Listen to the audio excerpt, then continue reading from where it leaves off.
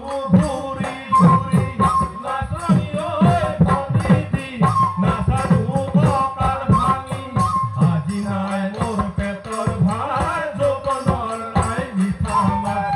আজি নাই মোৰ পেটৰ ভাত যৌবনৰ নাই মিঠা মাত নাচনি ওই পন্ডিতি